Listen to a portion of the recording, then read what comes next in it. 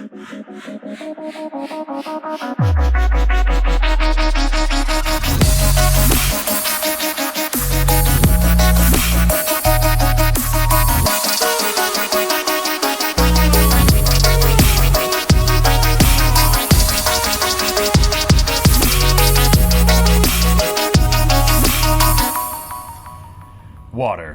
Earth. Fire.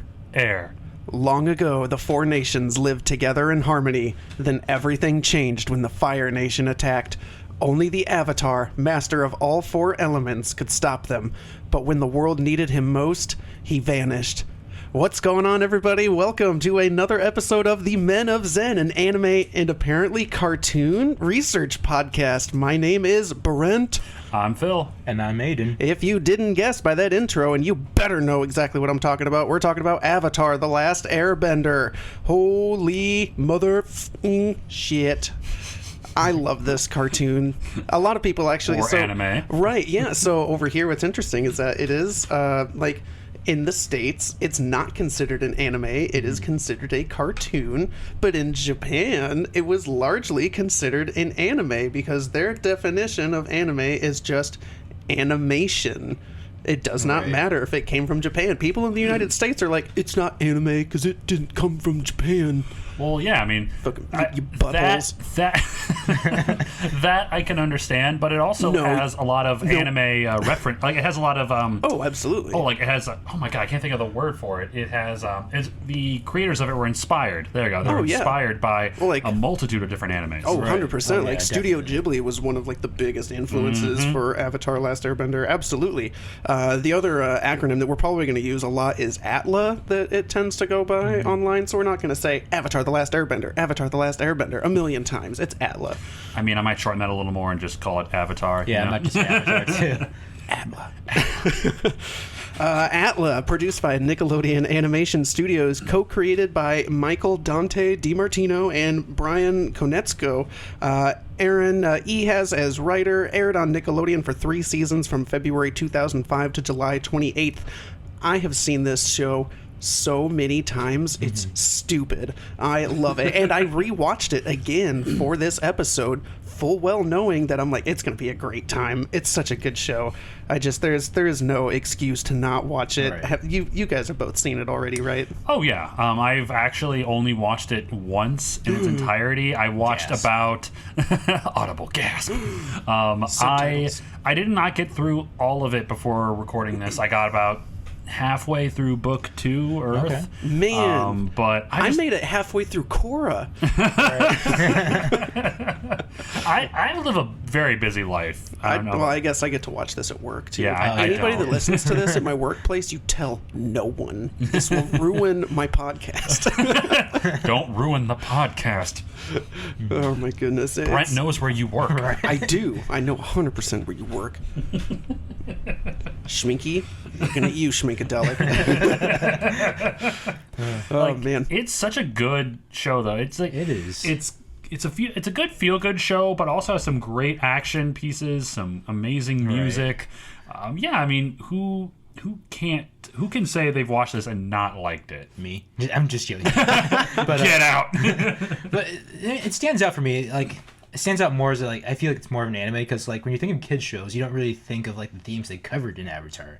They cover a lot of stuff like genocide and all of that stuff, and the way they handle it to make it they add the comic relief and with Sokka and whatnot to kind of even out to make it still a kids show, but they still cover these themes, which is awesome. That was what's so great about this, was that it is one of those shows that transcends the barriers of age. Like, kids and adults alike love this show for various reasons. Like you said, for the fact that most of the heroes are all kids in their early teens, maybe late teens, 17 I think is the oldest character that they found in this show. Yeah, Aang is I actually looked this up. Aang is canonically 12. 12 years old. So 112. Yeah, 112 technically. What an old man. That He's pretty spry. what was his name? Boomy? I think Boomy, Boomy. the old like Earthbender King. Yeah. Dude, he was old because he was like Aang's age before they got frozen. And Yeah, then he's still so like, he's legit about 100, and I would say even if he wasn't like 12, if he was like maybe say 10, he's Right. like 110 years old. At and least. and he is. Dude, did you see how agile that Yeah. old fart is? that guy's shredded too. He can fight. Dude, yeah, he was ripped, and then he goes on to like fight the Fire Nation. Right. Like, and not only did he gets captured by them at one point, but he's like, "I'm captured and I love this. Don't rescue me, Aang!" And just, Right? Oh my god. he's so cool. Oh, I love Boomy. He's the best. There's so many amazing characters, young and old, in this series that, like, oh god, Iroh. Dude, Iroh is is awesome. one of my favorites. I don't think anyone hates Iroh. Like everyone Who loves. is your yeah. favorite, or who do you think you relate to the most? Relate to? Oh god. If I had to honestly say who I relate to, probably Sokka, because I have no powers and I'm not special. But no, I'm kidding. That's not true though.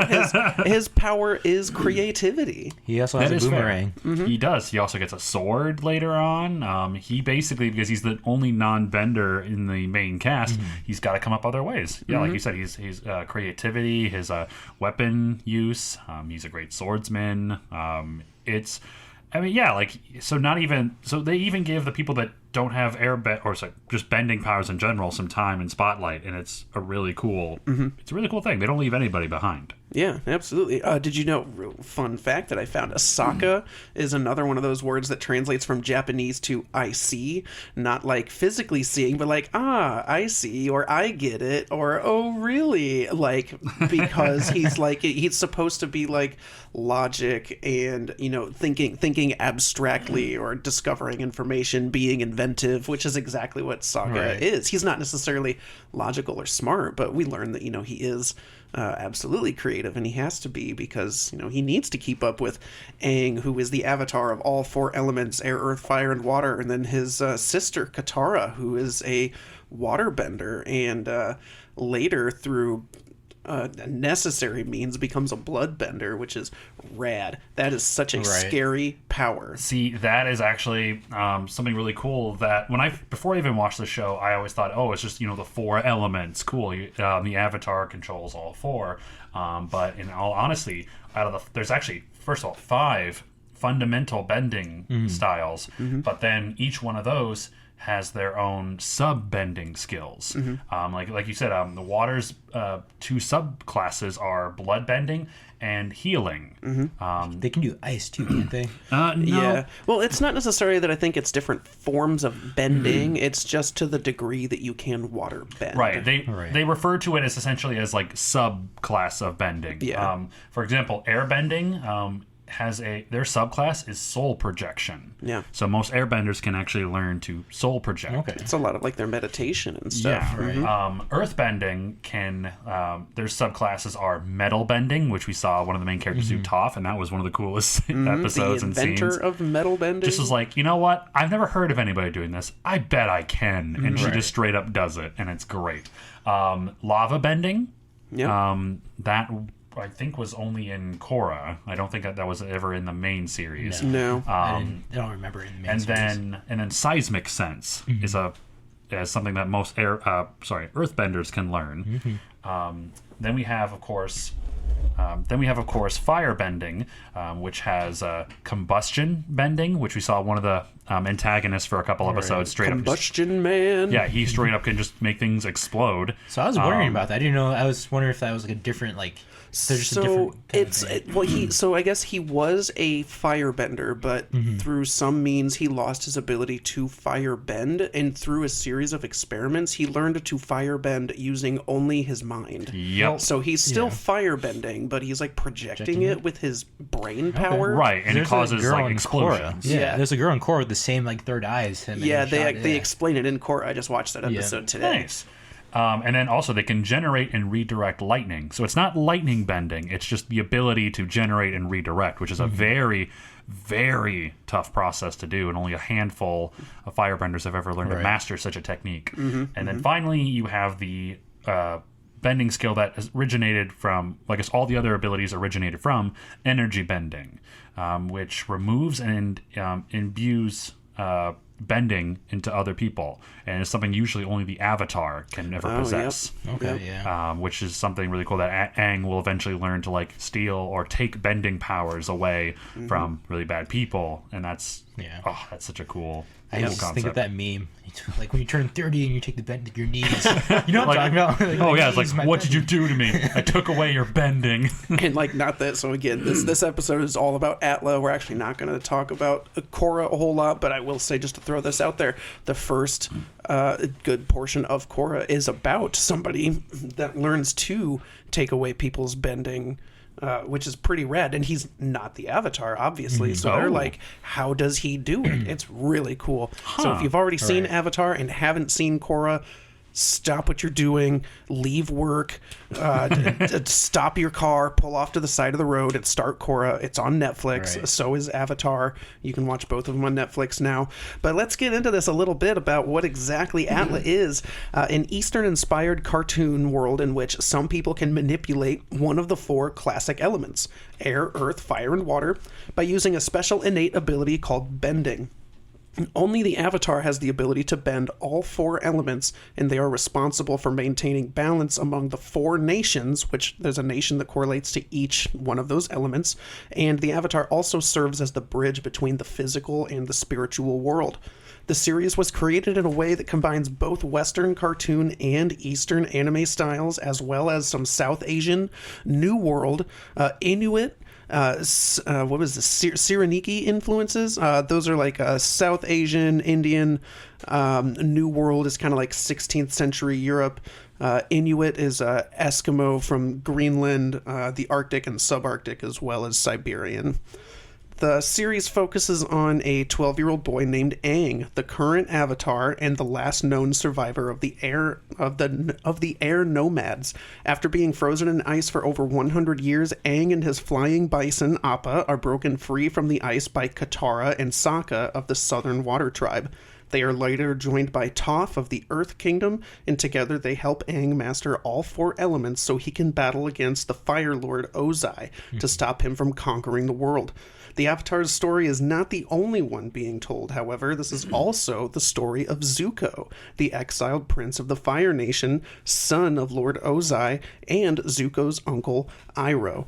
Now, Zuko, I love Zuko. He has such a... Like, at first, he seems like he's just a little shit, and you just want to wring his neck, because, like, his only goal is, I have to capture the Avatar and restore my honor, and that's all he blabs about for the longest time. But you learn a little bit about his backstory and why he needs to, quote, restore his honor. Dude, he has such a tragic story, and I'm so glad that his story continued to unfold throughout this whole series. Did you know Zuko actually was not in the original script for the Avatar? Yeah, I was about to say that. He was like the last character made, and they almost omitted him from the series. Oh my god. Right. So the reason why he wasn't in it was because Lord Ozai was going to be the main boss character, but the problem was Lord Ozai sits at his throne all day, and they're like, how is the Avatar going to interact with a dude who's just at his throne all the time? So they invented Zuko to have somebody act on behalf of Lord Ozai, who is played by Mark Hamill, by the way. Oh, yeah. Dude, the man is a beast. He's everywhere. He is. He's everywhere. In the Force, he surrounds us. He's fucking... You can't... We are in about 10 minutes in, and we already hit a Star Wars reference. You can't not. Dude, it's just... It's wild. I absolutely love this show. Yeah, Zuko and his uncle Iroh are the 2 main... I don't necessarily want to say villains for the longest time. Isn't it something called like a deuterotagonist? Like somebody who's not necessarily the protagonist, but they're not the... They kind of go from antagonist to protagonist, or kind of like a mix between of them. Sure, if that's a word. I don't know. Yeah, I've never heard of it, but yeah, if that's the thing. Yeah, if that's a thing. Hold on, I'm gonna Google this.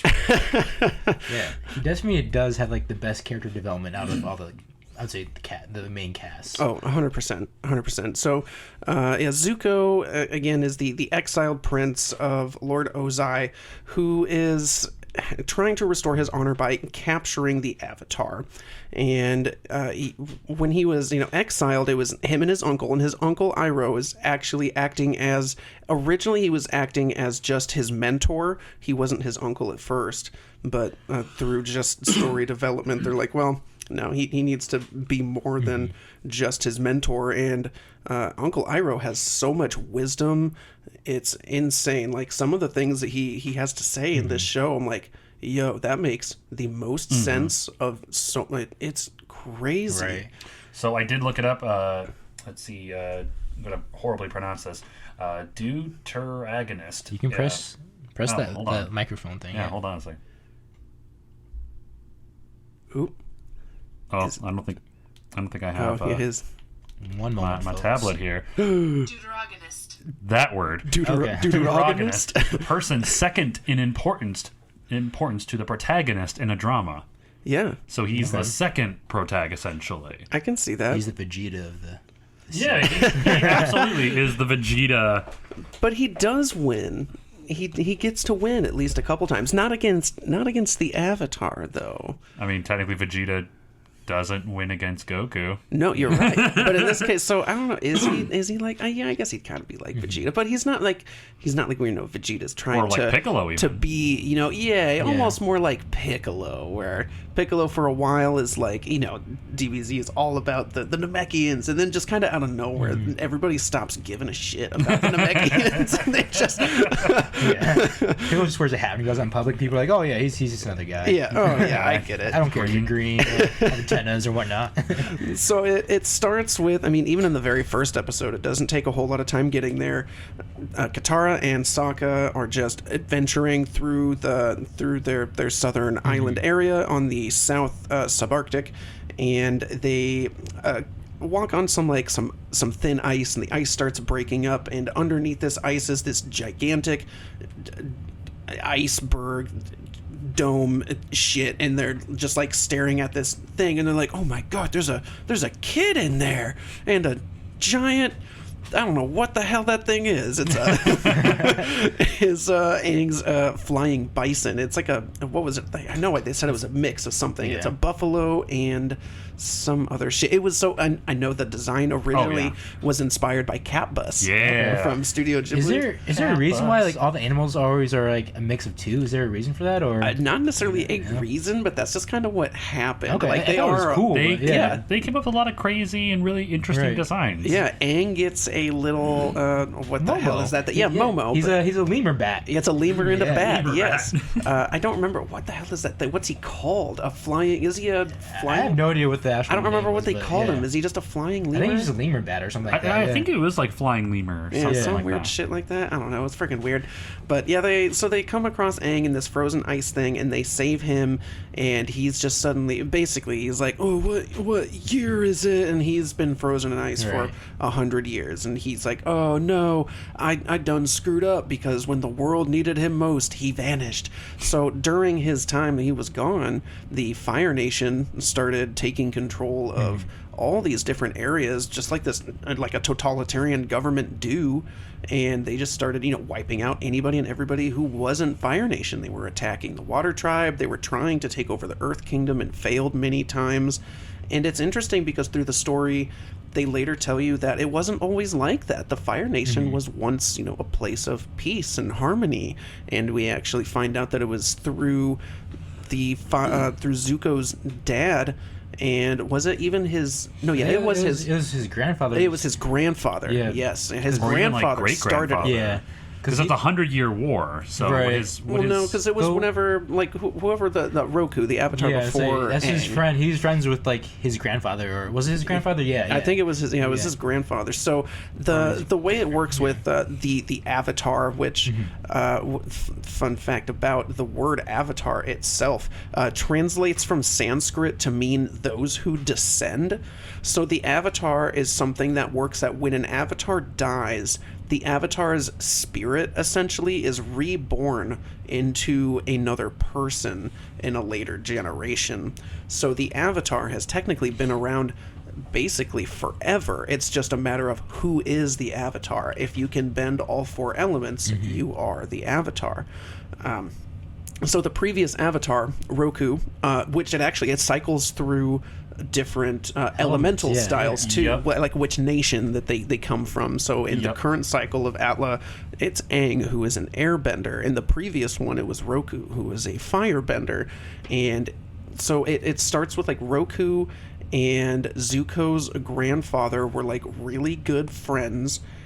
Once they discovered that Roku was the Avatar and his good friend that was about to become the ruler or the lord of the Fire Nation, they kind of started butting heads a little bit when the newly appointed Fire Lord like started having some ideas of like expansion, and Right. the Avatar was really torn about this. Roku's like, I can't just let you do this. I'm the Avatar. Like I can't stand for that. You have to stop these plans. So they kind of had this rough divide, and they had a really bad falling out. I'm not going to say exactly what happens because that is a pretty key moment, but that is where this all starts, is with this new Fire Lord and the Avatar butting heads who used to be best friends. Yeah, the fire. So like you mentioned, the Avatar cycle. Essentially, it starts with fire, air, water, and then earth. And actually, how that whole thing started was apparently the first ever Avatar. When he was a non-bender, he was the first person to ever learn bending. Really? At least from what I was able to tell. I might be not 100% correct on that, but essentially how he learned bending was he learned fire bending first, then he learned air, then water, then earth. And because of that, that's how the cycle started. He learned from the lion turtles, right? If I remember correctly. Oh yeah, that does Yep, sound the familiar. lion turtles, they are the ones who imbued him with the energy bending, which then he took that and progressed it into the different styles. But because of how he learned it, that's how the official cycle started. And apparently from that, it creates basically a list of what bending styles you need to learn first, depending on which cycle you're born into. Like say, in Korra, because she was born into the water tribe, she learned water bending first, then she learned the remaining elements in that particular order. She learned earth, then fire, then finally air. It's always in that cycle. It's a very important thing in the series. Isn't it always that last one too is the hardest for them to learn? Yes, it usually is something that goes against. Right. Usually it's something like their opposite bending nature Yes, is the one that is the one that is the most difficult to learn. It's not always the case though, because apparently Korra learned firebending pretty well, but wasn't but hers airbending. air? Yeah. No, Korra's was originally water. Was it? Okay. So Yeah, she yeah. for some reason learned firebending pretty easily, but airbending was the most difficult for her. So, and I know we said we aren't going to talk about Korra, but since I just talked about it, I got to say, like, when that one starts, it's one of the best intros because they waste no time, like, with the mystery of the Avatar.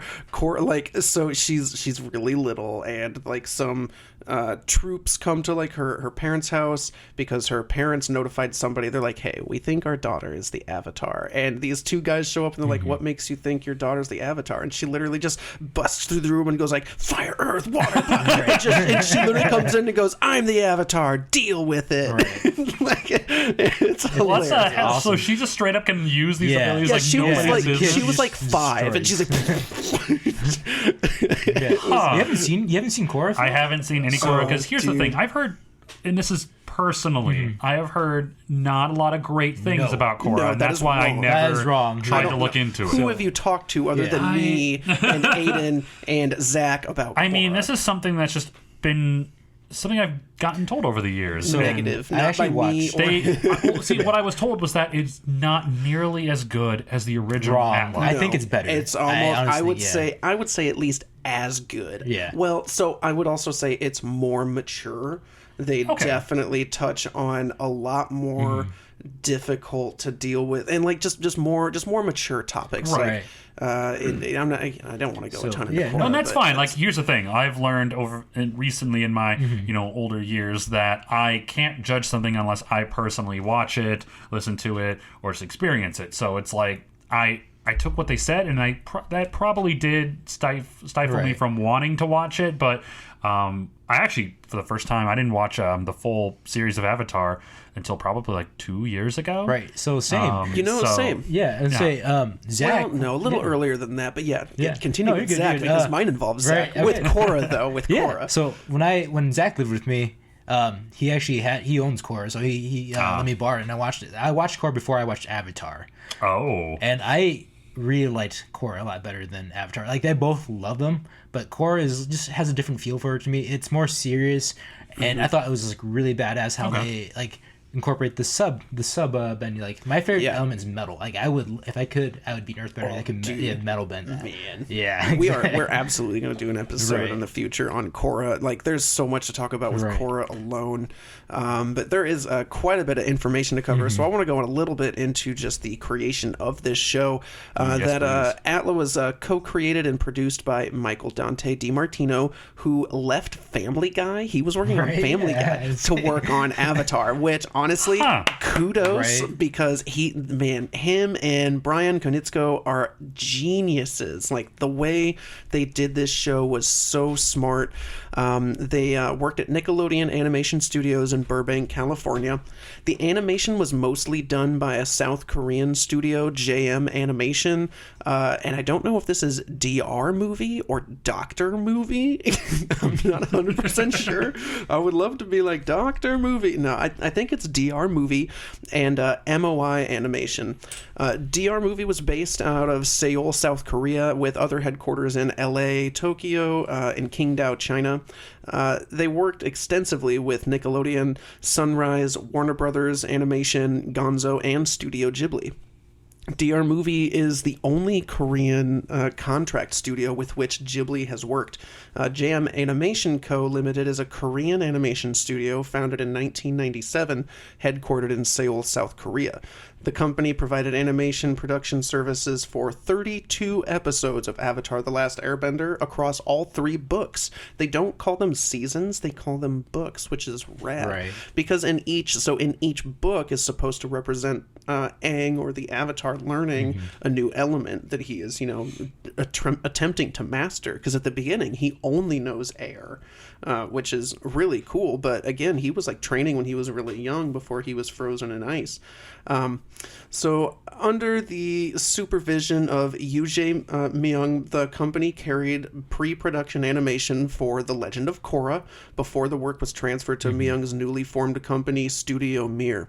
In the summer of 2010, MOI Animation was established in 1998 as a spin-off to DR Movie and has a huge library of shows in their portfolio, limited to, and not limited to, but including Ben 10, Berserk, The Golden Age Arc 2 and 3, Black Dynamite, The Boondocks, Castlevania, Dante's Inferno, almost every single DC, Batman, and Justice League movie ever, like the cartoon animated ones. Spawn, the X-Men Evolution. There was so many more. I could have been listing shows forever. Right. This was just like, I had to pick like some of my top, but there were so many others. It's just insane what that studio covered. Brian and Michael both attended the Rhode Island School of Design and met around 1995, both having aspirations of creating a show, and decided to team up to create something based on legends and lore. That was literally their only idea. They're just like, we have this thing, we want to do something based on legend.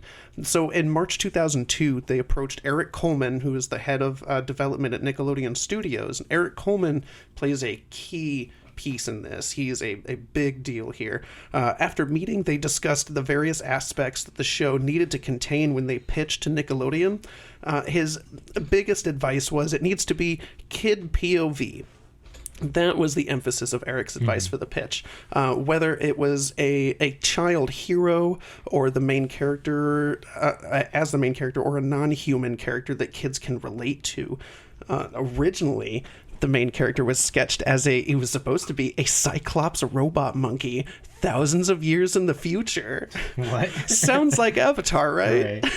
I'm thinking of that turkey from Aqua Teen Hunger Force. Goblox. Thousands of years ago. So yeah, he was a Cyclops robot monkey with the iconic arrow on his head like Aang has now. But again, thousands of years in the future, that Cyclops robot monkey went on to become Momo. Oh, what? Weird, right? I'm going to need you to bring me the receipts for that claim right now. So the other thing, too, was that with the Cyclops robot monkey, the sidekick was a bipedal polar bear. that was basically that polar bear was changed into Appa later. Okay, that I can see. Okay, right? And then they just for some reason had a bald kid with a futuristic staff. So they were playing around with the character designs a little bit, and one of them, I don't remember if it was Michael or Brian, but just decided to take the arrow from the Cyclops monkey and put it onto the boy's head, and they're like, yo, I really like that animation. So also at that time, right? So that was where like Aang, first comes from. So at that time, Michael had been watching a lot of Shackleton Arctic Expedition documentaries, like old ass, like I don't know if it was like 1920s, 1930s, that kind of era stuff. And during those explorations, they're talking about things that they find frozen in the ice, and that's where Michael was like, hey, I have this idea, like they find something frozen in the ice, and he like literally runs over to Brian's place, because this is in a time where neither of them really had cell phones, so he literally just drove over and showed up at his house, and he's like, hey, I have this idea. And they sat down once they had that idea, and they fleshed out almost everything in like a single night or two, with just once they got the ball rolling with boy found frozen in ice. It was nuts. The idea of fire people fighting a water tribe was how they came up with the idea of having all 4 different nations. The robot monkey eventually became Momo. The polar bear evolved into Appa. Within 2 weeks, they pitched their idea to Nickelodeon. Oh, wow. Yeah, a whole 2 weeks. So, in this documentary that we found online, I believe I just found it on YouTube. It's about like a half hour, 30, 35 minutes, something like that. They said that a pitch typically takes only about 7 minutes for the presenter to get their point across. But for Brian and Michael, their pitch went, quote, according to Eric Coleman, on and on. Like they said, they were in there for hours with just pictures, and so when they went to do the pitch, they had all 3 seasons mapped out. It wasn't just an idea. They had all of it. They're like, in season 1 this happens, and then this happens, and then this happens. In season 2 they go do this, and season 3 they go do this. So they had it all. It was insane. So they they obviously got the deal. He literally told them to like stop in the middle of their pitch, and he's like, we love the idea, just go do the thing. And they're like, okay. So they talked about the bending, the battle against the Fire Lord, how it was broken up into 3 seasons. He didn't need to hear anymore. Nickelodeon was on board, but at first they had to produce a pilot episode, which a pilot is typically a short 11-minute video to test their target audience, which ended up having a great response.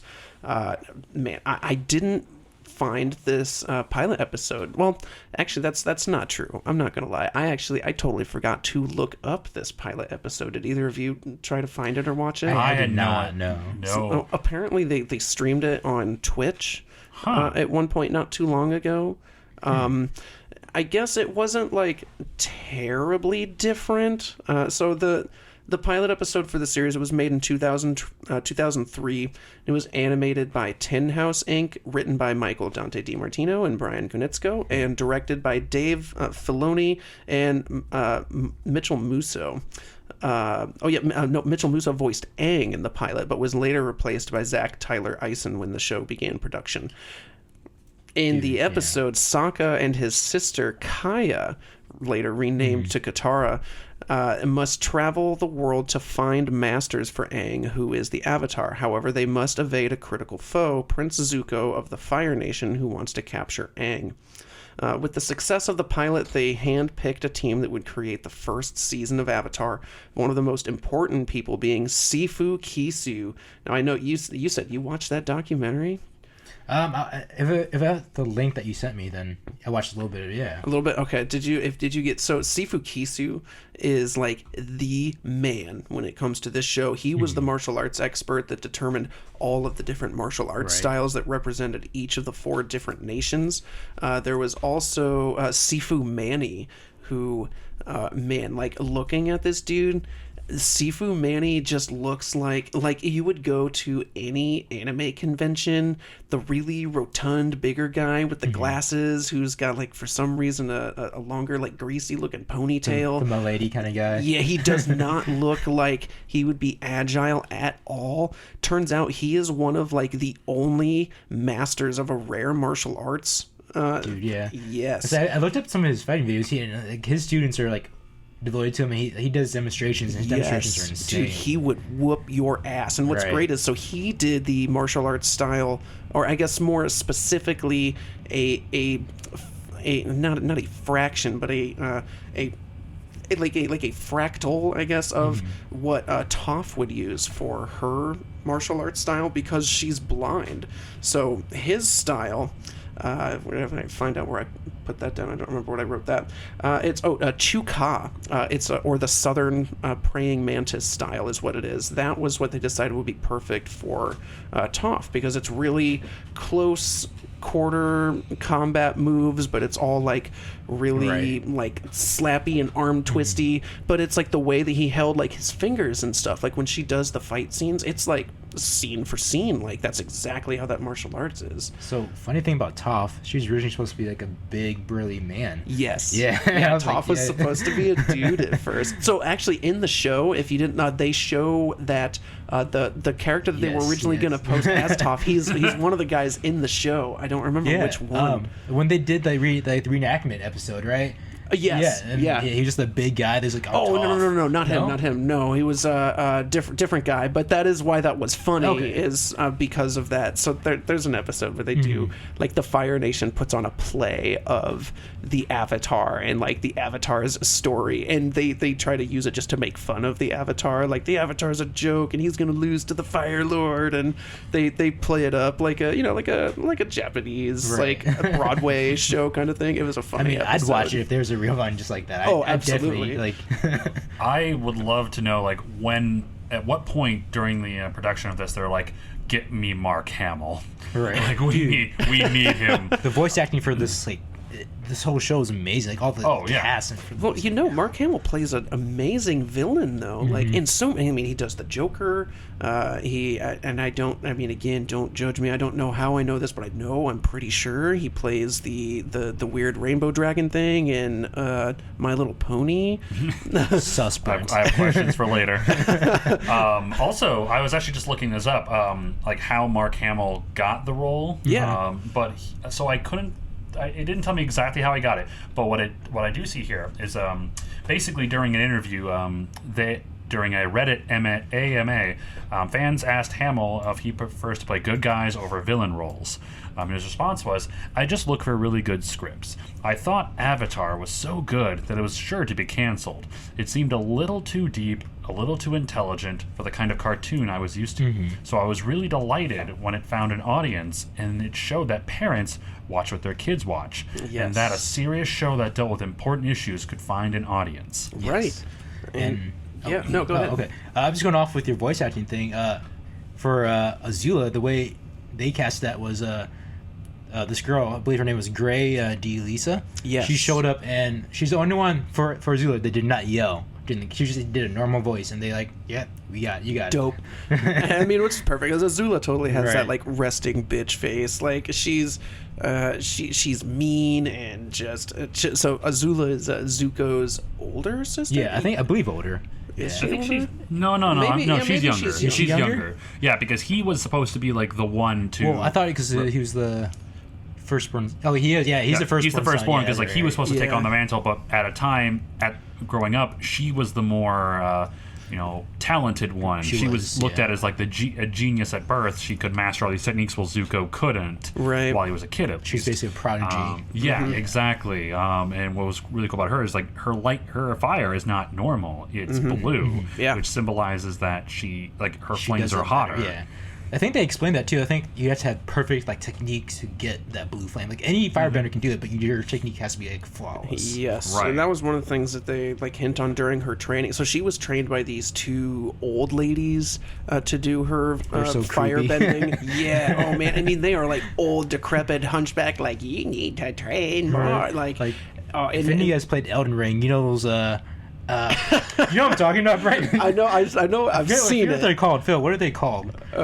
those the hand, the fingers, the two fingers in Elden Ring. Oh God, The old ladies in that. What are they called? Like the finger maidens. finger maiden. Yeah, those old ladies. Oh, get your minds out of the gutter. That's what they remind me of. Oh my God. Maidenless, But like maidenless fiends. But it's interesting because those old ladies, they can't firebend.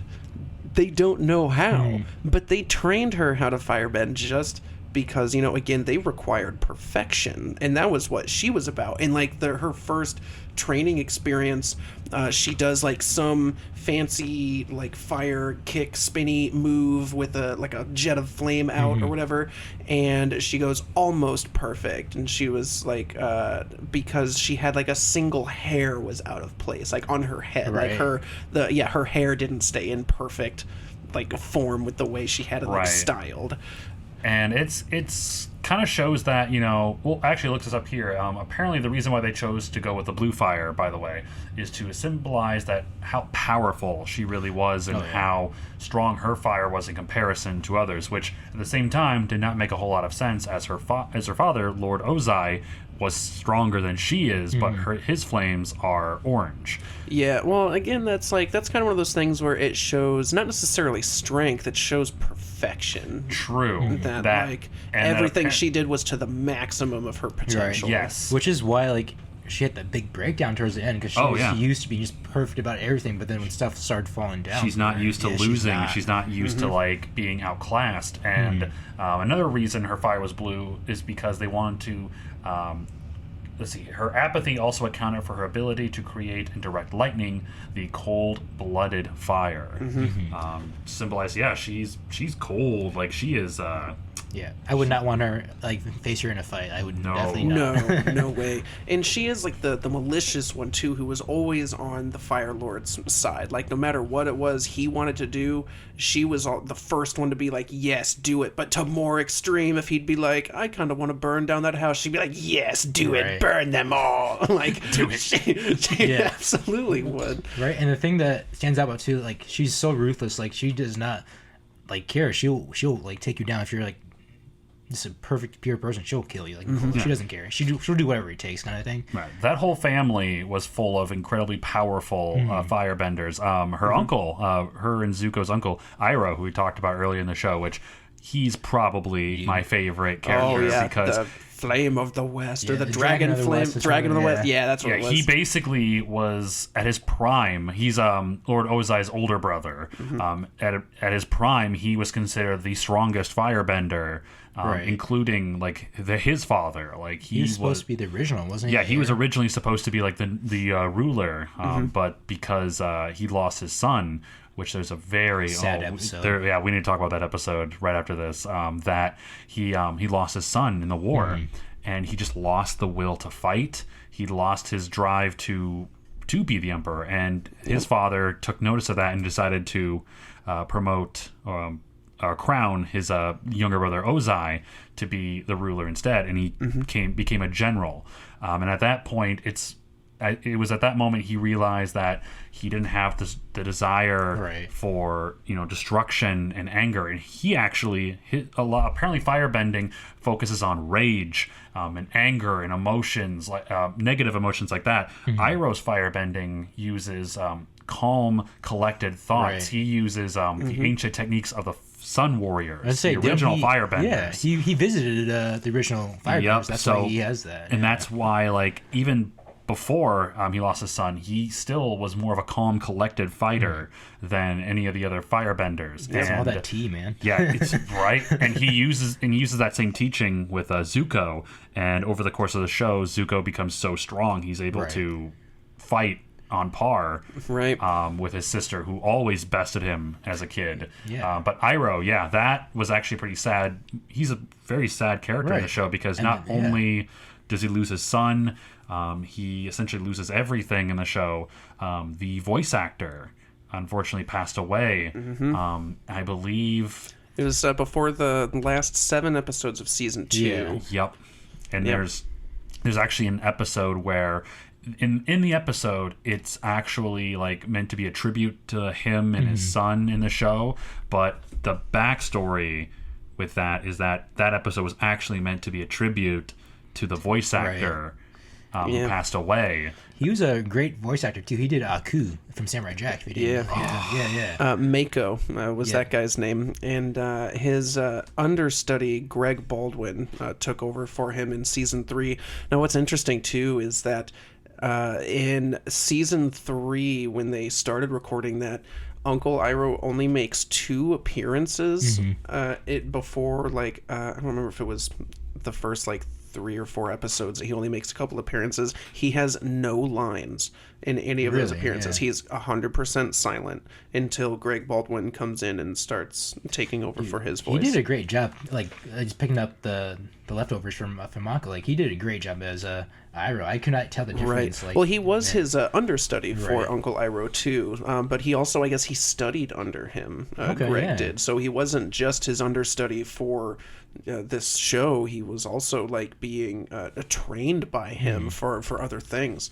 Did you know that the Mako actually fought in the military too, as well, when he came over? I did not know that. He was in the military for a bit. I think he came over right after the war, I think, and he actually just enlisted. Oh, really? Military, yeah. Dang.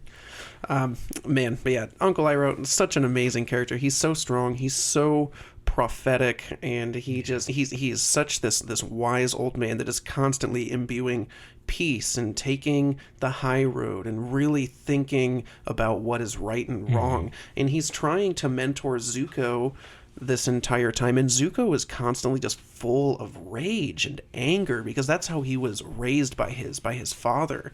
And so Zuko has a scar over his left eye. I believe. Left eye. And it's because he was burned in combat by his father, this combat called Agni Kai. And they basically just duel each other with their flame attacks until just one yields or the fight is clearly done. But after that Agni Kai, is it? I don't 100% remember. Why was he exiled? Was it because he didn't fight his father? He refused to fight his father, and it was a dishonor for him not to fight. Yeah. I think. That's right. Because the whole Agni Kai started because Zuko had sat in on a meeting, a war meeting, and he basically talked against something his father had said, and apparently that was incredibly disrespectful to the generals and his father. So his father's like, "Hey, you know what? You talked back to me, so we're gonna fight outside." And I think it was Zuko refused to fight his father, and his father did not hold back, and just it was absolutely insane that the Lord, the entire nation, at that time, supposedly the strongest firebender, was fighting his son who barely could bend fire, and it was just his I think Iroh even had to step in and end the fight after Zuko got seriously burned too. I think the Agni Kai started too because during that war meeting, Azula was showing off her moves to the grandfather, and Zuko's like, "I can do it," but he messed up really bad, and he kind of disgraced his father during that too. So that's why his father had to punish him, kind of thing. And how Iroh left to essentially be his guardian, or his war counsel, his advisor. But in all honesty, Iroh started looking at, after his son passed, he started looking at Zuko as more of a son than nephew, and you could see how much he cares and how Zuko would treat him like crap, but he would still keep coming back, and because he wanted to teach him anger is not the way. There are other ways to firebend. And just to see Iroh go from he kind of looks like a competent fighter to able to do some of the coolest things in the show, and that scene near the end where he's in jail, and just he gets his prime body back. I saw a meme about that.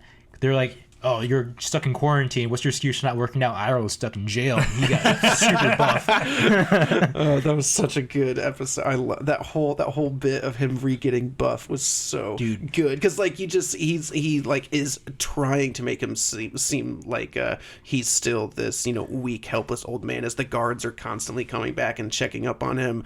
There's one scene where he's doing rapid push-ups, and between every push-up he'd be clapping, and then the guard comes comes to check up on him, and he's just sitting in his cell, like in a stupor, like looking at the wall, like, pretending to be clapping his hands, like he's just losing his mind. And they're like, "Stupid old man," and he goes right back to training as soon as they leave.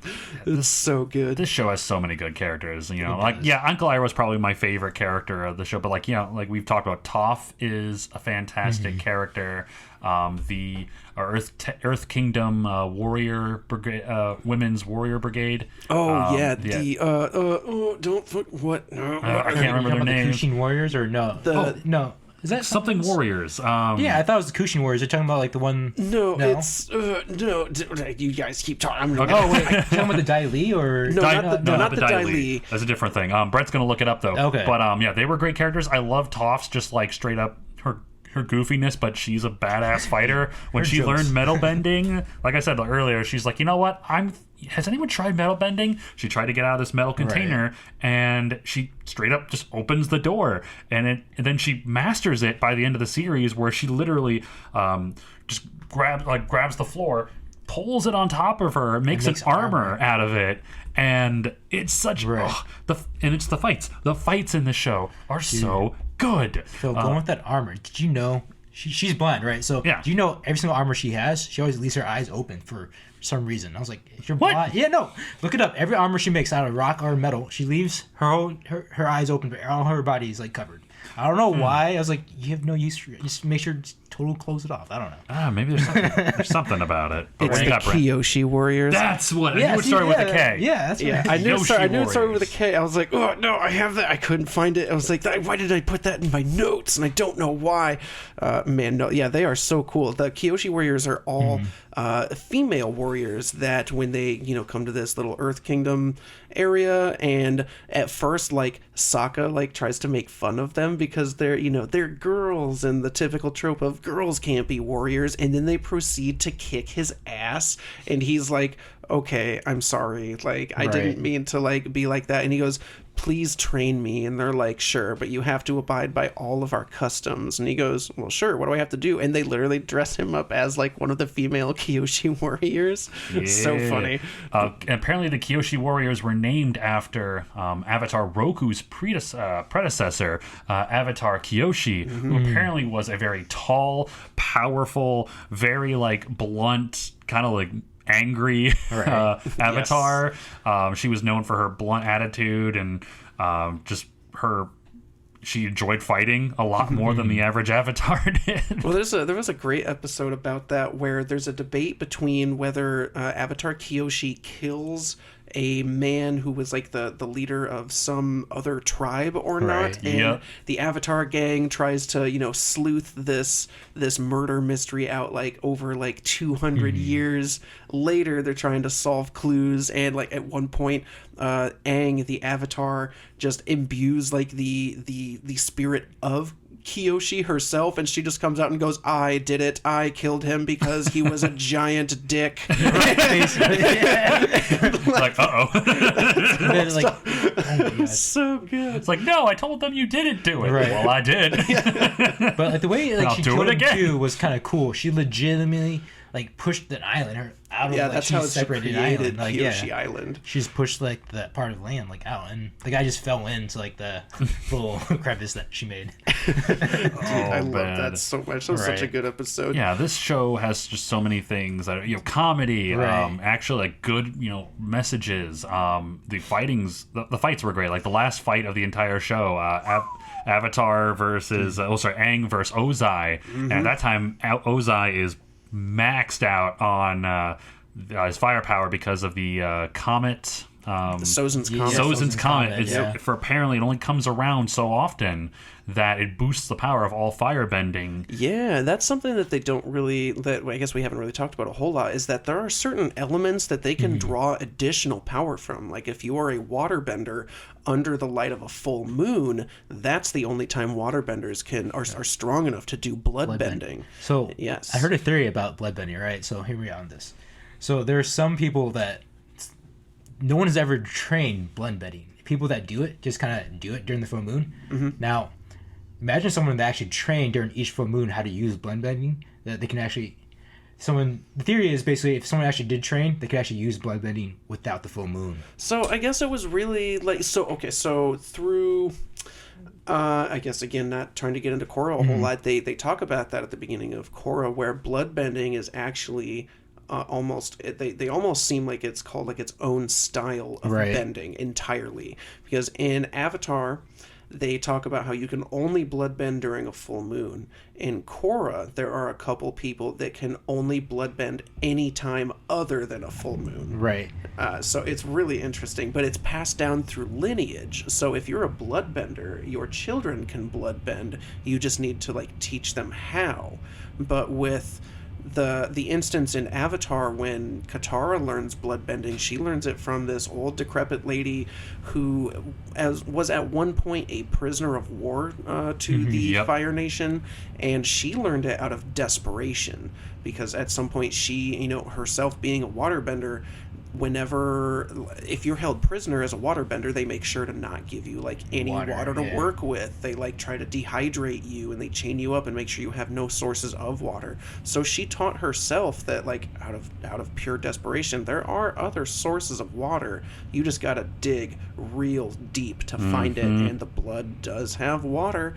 There's a really cool scene where she's just out in this field of flowers when she shows Katara how to do it, and the flowers are really pretty and almost like a sweeping scythe. She makes this motion in a circle and all of the flowers just immediately die and turn black because she just rips all of the water out of these flowers. Just and really cool. We've talked about bloodbending a bit, but to give you an exact detail, it's essentially because the human body is made up mostly of water, it's controlling the human body through their blood, and it's not a painless process. You are essentially controlling them like a puppet, and you're able to bend their body to your will, and you could kill them or make them into your puppets. It's dark. You don't want to hear about Sokka's fate.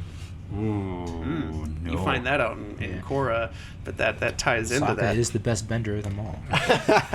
He's a blood bender. You remember that comic where it's like Sokka goes up to Aang, he's like, hey, can you give me like fire bending just for like a little bit? No, why would I do that? Come on, I just want to play a trick on Zuko. And Aang's just like, fine. All of a sudden, Katara's like doing her hair, and Zuko busts in her room. He's like, since when has Sokka been a firebender? And she's like, our whole lives. Like, you really didn't know that? He's like, no, of course I didn't know. I've always thought he was bendless. Right. And she was like, really? You thought the Avatar's brother was a non-bender? And he's like, wait, what? And then Toph comes in. And he's like, oh, God, thank God, Toph. At least you're still normal. Yeah, thanks, Zuko. Oh, hey, by the way, did you get a haircut? It looks nice on you. And Zuko just starts pulling his hair out like, what? Right. That's so good. There's a meme I saw about Sokka, too, that it was like the reason why he's the best bender is because he bends girls. Yeah, you know what I'm talking about. He sure He dates a girl from every single nation, I think. He does. Yeah, no, what's interesting too is all of those girls' names, they translate in some other language to the word for moon. There's one girl, but it's better to watch the episode yourself. So as really bad puns, you could say Sokka's really for girls that are out of this world. Just like the cheesy Sokka joke, right? Yeah, 100%. Which is a Sokka thing to say. He was all about cheesy jokes. Right. But with the firebending, just a little bit going into some other things because we're almost running out of time here a little bit. With firebending, Shaolin was the style chosen for firebending. Bagua was the style for airbending, Tai Chi for waterbending, and Hung Gar for earthbending. Just because of again, the kind of motions that they do. Like Bagua is very flowy and like your arms are kind of dancing around and stuff. Tai Chi for waterbending because you need to be very fluid with your motions. Shaolin because like the motions are really rigid and straight and powerful strikes.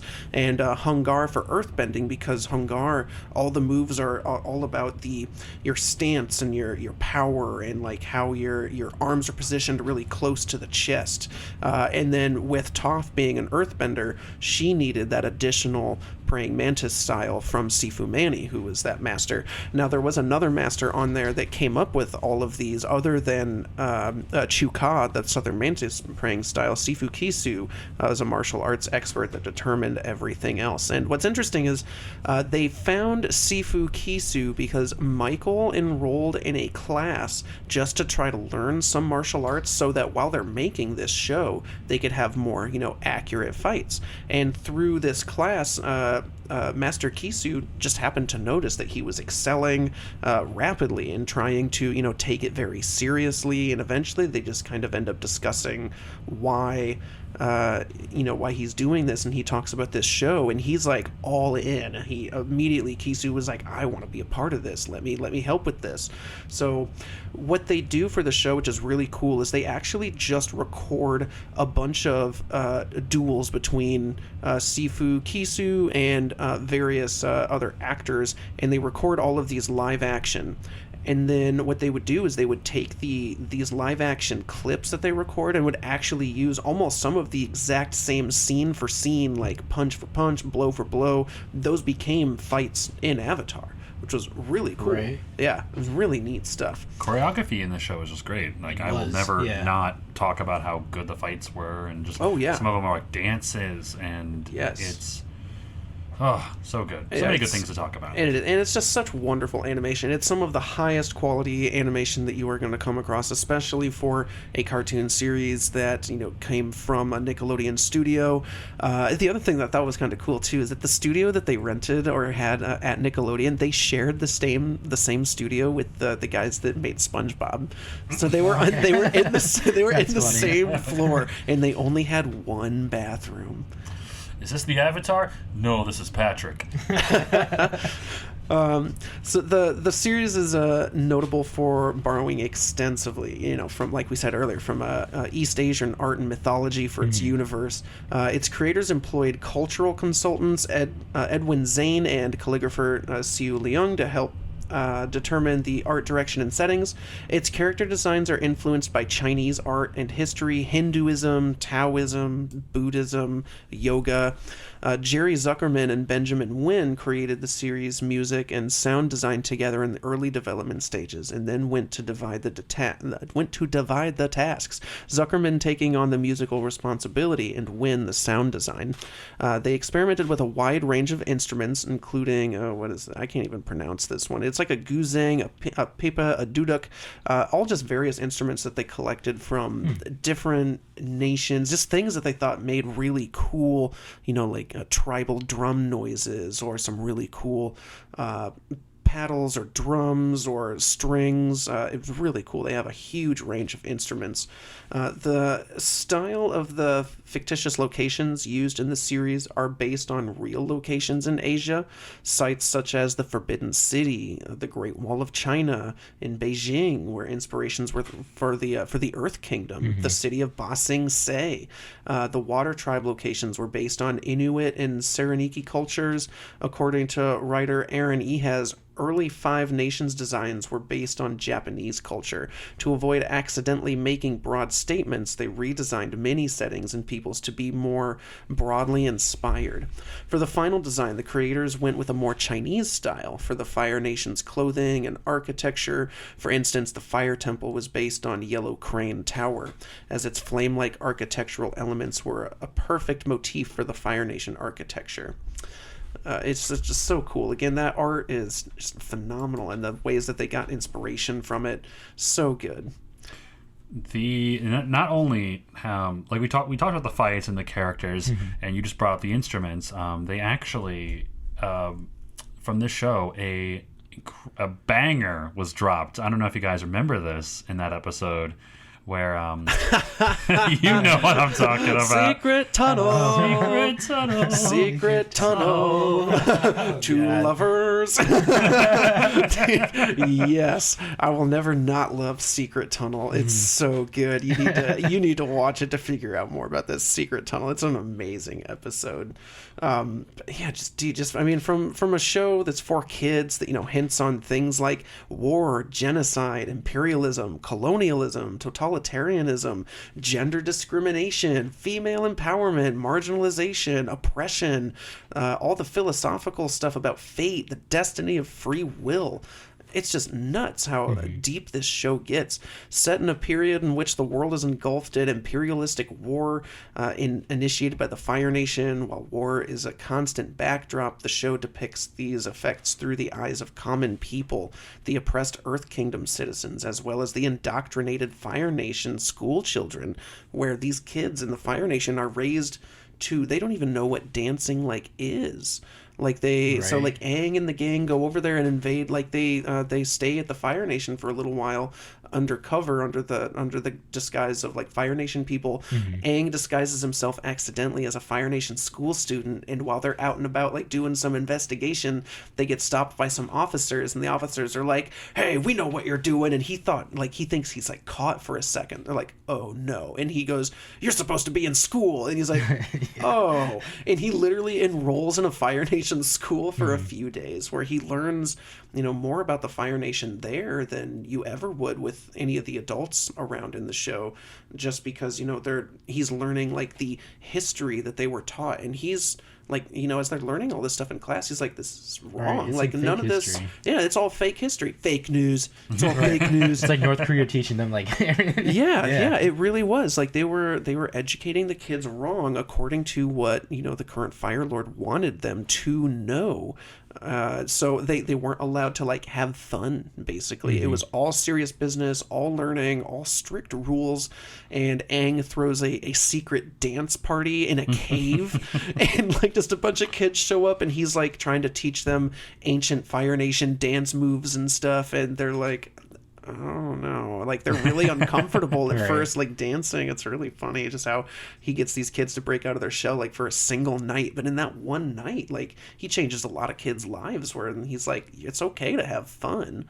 Like, it doesn't have to be all strict and rules and stuff like this. It's so good. Actually, that kind of reminds me of a quote here by the creators Brian and Michael. The best anime balances great action sequences with humor, emotion, something we've tried to do on Avatar. We love all the films of Hayao Miyazaki, especially Spirited Away and Princess Mononoke. Both movies deal with spirituality and environment in an entertaining way. Also, there's a lot of great animation, and that's one of the founding principles they've tried to push with their show. You get all of that. Yep. Now, what was really cool, too, that I loved, especially watching that documentary, is that at the end of it, they talk about the final episode. And the final episode, like, not to give, like, away, like, what happens, but the way they designed it, they were like, we want this to feel more like a movie. So they approached Nickelodeon about some ideas, and they're like, hey, for this episode, we need to have, like, a big orchestra, like strings, horns, the whole 9 yards, a full-blown orchestra. And they're like, if we have to, we will pay for it ourselves out of pocket, because it needs this. Like they are 100% were all about the creation of this artistic piece, this series, the Avatar, which they wanted to be perfect. And they aired that last episode privately to all of the people that like created it, and like there were some people that were practically just in tears, like just knowing that they did it. Like they pulled off this amazing show. They ended it so perfectly. The music still gives me goosebumps just thinking about it, because it is perfect. It's so good, and I'm so glad that they were this passionate about this thing that they created, to see it through the way that they did. It's so phenomenal. It could not have ended any better. It's wonderful. You just have to watch this. Agreed. Just watch the show. Don't watch the live action movie. Yeah, we don't talk about that. I wasn't gonna bring that up, but yeah, don't try to like skirt around the show thinking you can get away with watching whatever dumpster fire that thing was. You can't. That movie was bad. Wasn't it an M. Night Shyamalan movie? It was. The twist. It was. I guess it really wasn't much of a twist. It was bad. That was the twist. Like everyone's What's like, the twist? Oh yeah. Well, immediately in the what was it, in the trailer, they pronounce his name Ong instead of Aang, and I was like, nope, bad. Immediately was like, is no bueno. It's like they just read a script and like, I think this is the way to pronounce it, and nobody corrected them. No. Yeah. Terrible. They're like, should we correct him? No, we can't do that. So I have some trivia questions for you guys. If you Okay. guys are Yeah, down to let's see if we can answer. wrap this up in just a few minutes. Let's do this. All right, so whoever can answer first can get it. Okay. So, how many avatars were there before Aang? Almost 200. Close. Brent, you have 185. guesses? Close. 175. 190. Close. All right, you guys. Phil's the closest. 181 avatars before Aang died. Ooh, yeah, nice. All Nice, right. yeah. All right. The second one is avatars. what age did Aang die at? Ooh, that's a tough one. 66. Okay, Phil's got it. He's got it. I Yeah. did my research last night. Did you buzz in? Where's my nut button? I'll use that as a buzzer. Yeah. They said that he died actually from being frozen. He actually, it didn't hit his body until he got about around 66, and he started getting super weak from it. That's why he died kind of early-ish. Yeah. Around there. So Okay. yeah. All right. The next one's gonna be these next ones are gonna be kind of hard, but what Olympian voiced in Avatar? Oh God. You asked me a sports question, man. Don't. Okay, I'll say this. Olympian, I imagine that's sports. Fire Nation person. Mark Hamill. I say if you guys give up, I can tell I you. give up. Yeah, I don't know that. Kerrigan. Nope. It was actually Serena Williams. She voiced. What? She voiced Ming. You know that guard that was feeding Uncle Iroh when he was in jail. Oh, that he wow. liked? That was her. Yeah. Oh, okay. Huh. Neat. All right. The next one. What character? Which character? Who was not originally meant to be a reoccurring character ended up being one. Oh, the Cabbage Man. Yes. The Cabbage cabbages. Man. We really didn't bring up the Cabbage Man. I was hoping we would get to, because in every season, at least once, there is a man with a cabbage cart who it gets demolished by either Aang or somebody chasing Aang. He's my cabbages every time. Every time. Poor man. In Korra, they do a flash forward Yeah. to a descendant of him, and he owns, what is it? It's not, is it Cabbage Corp? Something like that. Some nice big Yeah, cabbage corporation. it's some like really big ass industrial thing. And what's really funny is the government shuts it down and he goes, "My Cabbage Corporation." Yes. Wow. So good. That's so funny. All right, last question here for you guys. What two popular characters never actually shared dialogue during the show? Ooh, never shared Appa and Momo. No, they had the fight scene, remember? They had, when he's Oh a yeah, samurai. they did when he's like hallucinating. Yep. Yeah, Tripping on okay. the cabbage or the cactus juice or something like that. Oh my The God. Cabbage Man and the frothing at the mouth man. Nope. Uh, Two main. Or say one of them is super popular. Oh God. Someone who never. Both of Sokka's love interests. No. I'm gonna say Sokka and the Fire Lord. Ozai. Nope. You guys give up or? I mean, all of these are not technically wrong. I would but say give me- Phil got one person right in that last one. Oh, Sokka? No, one person. I'm not gonna say who, but one person. I don't know. You did say no. Ozai and Iroh. Yes, correct. They never actually share dialogue with each other. So Interesting. champ! Yeah, nice. But they're brothers. You did it. yeah, but Yeah, well, they never actually talk to each other. well, yeah. I mean that's true. They're constantly away from each other. The entire. I mean, Iroh starts on a boat Now- with Zuko, and then the next thing. Oh, I just thought. Oh, you mentioned the boat. I also looked this up. Trivia fact. Apparently, each season of the Avatar starts with Aang or the gang on some type of moving craft, Like a vessel, boat, like yeah, a vessel. some So, bullshit. a boat, a plane, or just something. Right. At the start of the season, episode 1, they're always on a vessel going somewhere. Okay. interesting. But actually, now thinking about it, Iroh versus Ozai. Dude, Prime Iroh, I think could probably Team Iroh. Yeah. Team Iroh. Dude, Iroh would destroy Prime Iroh him. would, yeah. That man got too many gangs at Too the end of many. that show. All right. Last thing though, I just want to ask you guys, like, what are you guys like? We all love like different episodes. What was like a moment in Avatar that stand out for you guys that you loved a lot? Ooh, man.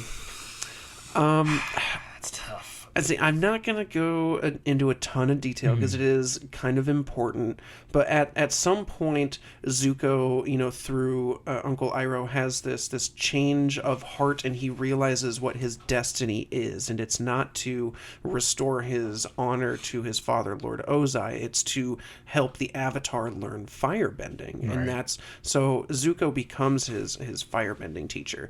Now, at some point, because Zuko no longer uses anger and rage to fuel his firebending, he loses his ability to firebend because he's no longer this angry little kid anymore. So not only can the Avatar not firebend because he doesn't know how, Zuko can't teach him because he's lost the ability. So they go through to find, like you mentioned earlier, they find the original Sun Warriors that have a different way of firebending, the original true way, and they together relearn or just learn for the first time how to do firebending, and it's this amazing experience of the two of them learning together through this experience. And at the end of it, this really cool, flashy event happens, and they just kind of have this moment of almost like enlightenment, where they almost like are just like they're in this like this magical aura, and just suddenly they're like, I get it, and they just like see like this better way and how to do it. It was really cool. It was. Two really come to mind, but I think the one I like a bit more is the introduction of the Order of the White Lotus. Okay, yeah. Where right after Iroh gets hella buffed, he breaks out of jail and meets up with a group of people that are wearing these robes, and they basically like, oh hey, about time you showed up and got out of jail. And he turns out he is this Grand Master of a secret organization of people that they don't care that they're from different companies or different benders, that they seek higher knowledge, learning to deal with peaceful situations. They seek knowledge, and all of them are trainers or teachers or big important characters from the entire show, and they all show up at the very end, and they're like, oh hey, we're all part of this organization and you're the Grand Master. And it's just 6 of them.